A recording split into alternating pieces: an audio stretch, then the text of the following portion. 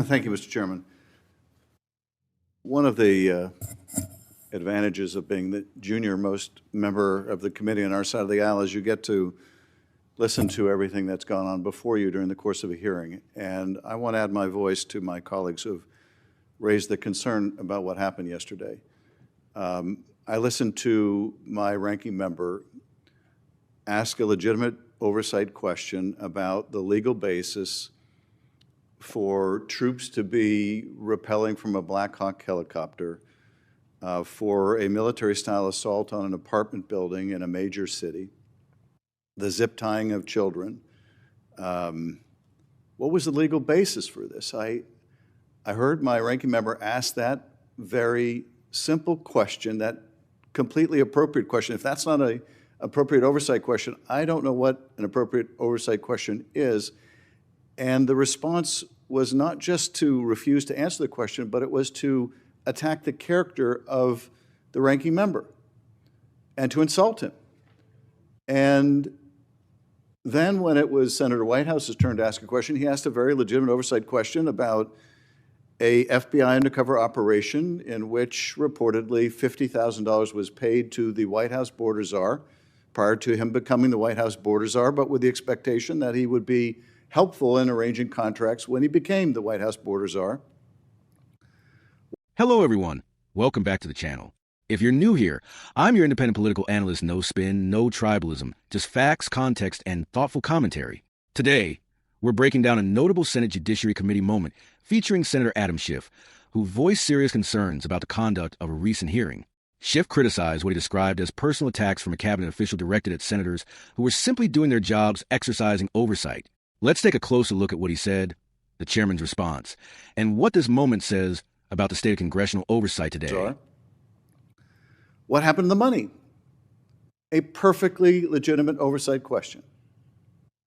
And rather than answer that question in a closed investigation, not an open investigation, but a closed investigation, she simply attacked Senator Whitehouse personally. And I heard another one of my colleagues ask what was the legal basis for blowing up ships in the Caribbean. Reportedly, the Justice Department wrote an opinion justifying blowing up ships in the Caribbean. A perfectly legitimate oversight question, and the response was another personal attack. These, what were apparently canned, written personal attacks in advance. I wouldn't bother with the attacks on me. I've grown all too accustomed to them for the last 8 years. But if members of this committee can't ask those serious questions and get serious answers, we can't do oversight.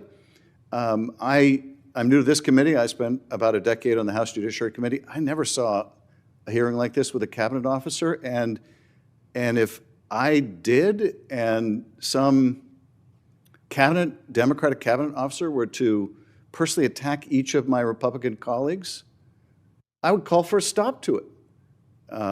It would be disgraceful. And I understand the reluctance to criticize on your side of the aisle one of the Republican cabinet members. But if this becomes the template for future hearings, we won't be able to do any oversight, and things will just degenerate. These questions deserve answers. I would expect that if troops were rappelling from helicopters in any city, in any of your states, and hog-tying children, you would want to know the legal basis. And so would I. We are going to submit for the record in written form the questions that the Attorney General refused to answer. I would hope, Mr. Chairman, you would join us in submitting those questions. They will have a much better chance of being answered if you join us in submitting those questions. But I would hope also in the future that if a witness, rather than respond, simply attacks our members, that it be stopped. That the witness be instructed to either answer the question or to state why they're refusing to answer the question, but to refrain from personal attacks on the members of this committee. That would be my request. And Mr. Chairman, I'm really grateful to be on this committee.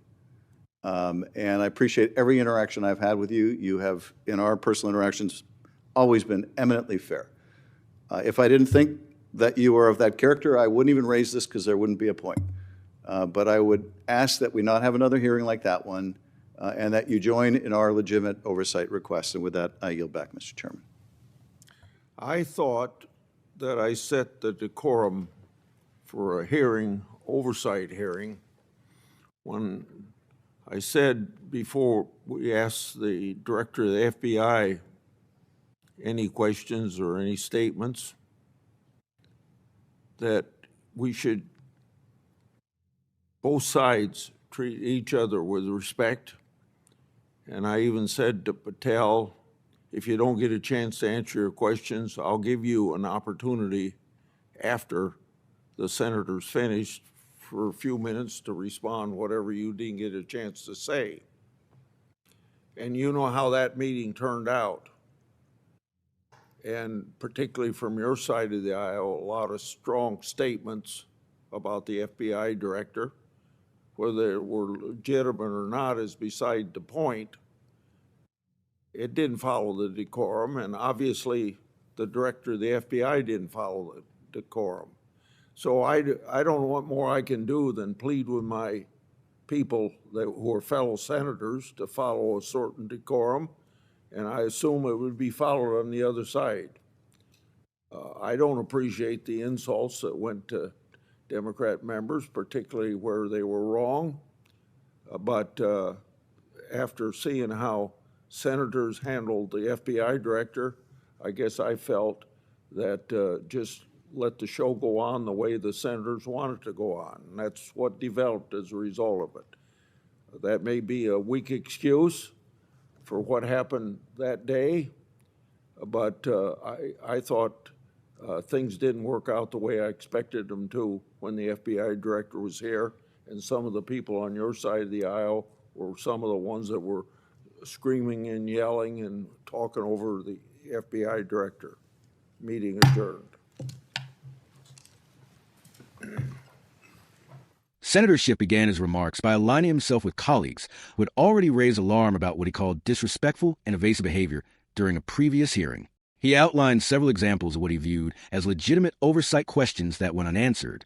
First, a question about the legal basis for a military-style raid in a U.S. city, involving troops rappelling from helicopters and reportedly zip-tying children. Second, a question about an FBI undercover operation involving a $50,000 payment tied to a future White House official. And third, a question about a Justice Department opinion justifying the destruction of ships in the Caribbean. Asterisk, asterisk. According to Schiff, instead of providing answers, the cabinet official personally attacked senators, including members from both parties. To him, that crossed a serious line. Now, Schiff's larger point was about process, not politics. He emphasized that oversight is one of Congress's core responsibilities.